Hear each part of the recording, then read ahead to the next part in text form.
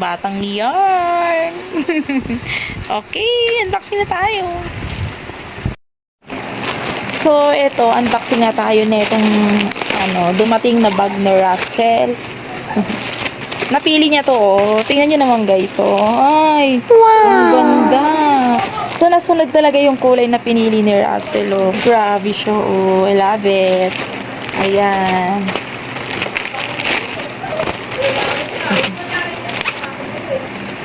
Ayan, oh. I love it. So, ano siya, ayan, Exploration Universe yung nakalagay. Ang maganda kasi dito sa napili ni Russell, and syempre napili ko din, ayan, oh, marami siyang paglalagyan na daming bulsa, oh. Tapos, ayan, oh, diba? Nako. Tapos, ito pa. Ayan. Ang dami niyang, lagayan. And malaki yung space sa loob. So, grade 4 to 6 na, hanggang grade 6 talaga magagamit na to. Oh. And isa sa pinaka maganda rin sa kanya, yung kanyang back. O kahit lagyan pa siya ng mga book, for sure di mangangalay to si Russell. Kasi nga, ayan o, sobrang lambot. Especially yung dito niya, malambot, ayan.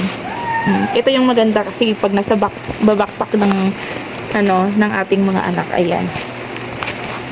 Kasi yan, assemble na lang natin siya. Ang ganda. Oh, marami kayong pagpipilian na kulay. May black, may pink nga para sa mga girls. Ayan. Then, bukod sa blue, may black, may green. Asyo. Ganda. Love it. Check mo yung bag ko. Ayusin natin yung dito. Ayan, tignan mo. Oh. May ano talaga siya. Ayan. Ito yung sinabi ni Russell. Kaya isa to sa mga nagustuhan niya kasi yung lagayan ng tubig, magkabilang side meron, and ito, ayan o, ayan, para hindi talaga siya malalaglag. So, pwede siyang, ang ingay ni Dylan. So, ayan o, pwede siyang ibuhol ng ganyan. Or iipit.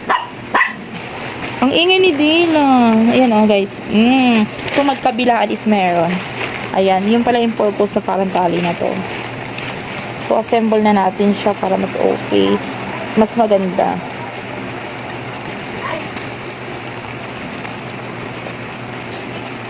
You like it? Si Russell, pag nakaharap talaga sa camera, nahihiya. Ang ganda na ko. Yay! Pasok ko na talaga.